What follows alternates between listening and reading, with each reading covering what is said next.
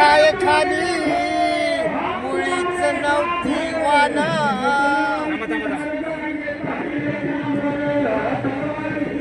जरांगे पाटलाच्या छायेखाली मुळीच नाही वान आनंदाने नांदत आहेत हिंदू मुसलमान आनंदाने नांदत आहेत हिंदू मुसलमान जरांगे पाटलाच्या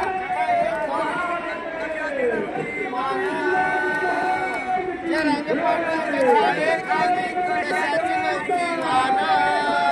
आनंदाने नांदत आहेत हिंदू मुसलमान आनंदाने नांदत आहेत हिंदू मुसलमान आनंदाने नांदत आहेत हिंदू मुसलमान सांगायचं आहे सर्व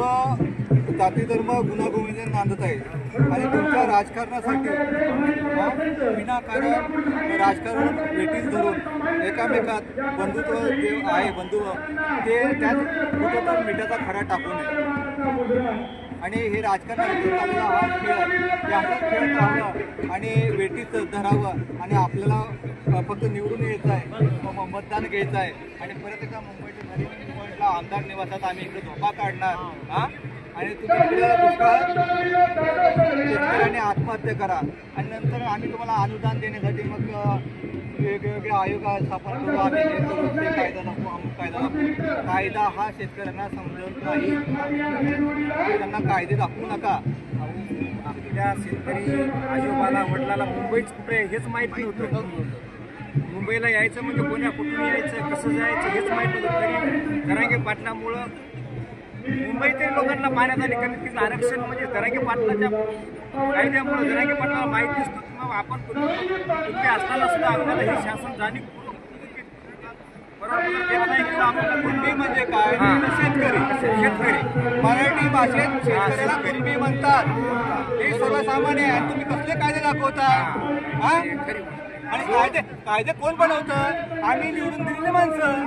आणि ते इम्प्लिमेंट कोण करतं कोर्ट करतं हे मराठा समाजाला कळलं नाही कारण तो तिथपर्यंत शिकला नाही जो शेतकरी शेती कसतो म्हणजे ते कुठे मराठा शेतकरी म्हणजे कुठे झाला तिथं आणि 79 वर्षात आम्ही कायद्याची भीती घालत आहे अरे त्या ब्रिटिशांना इथून हाकलून लावलं त्या मराठा समाजाने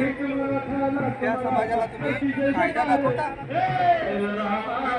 बोललाय आणि फक्त आता जास्त वेळ न लावता म्हणून जरांगे पाटलांना आरक्षण फक्त द्यावं हीच आमची एवढी इच्छा आहे जे एक मराठा लाख मराठा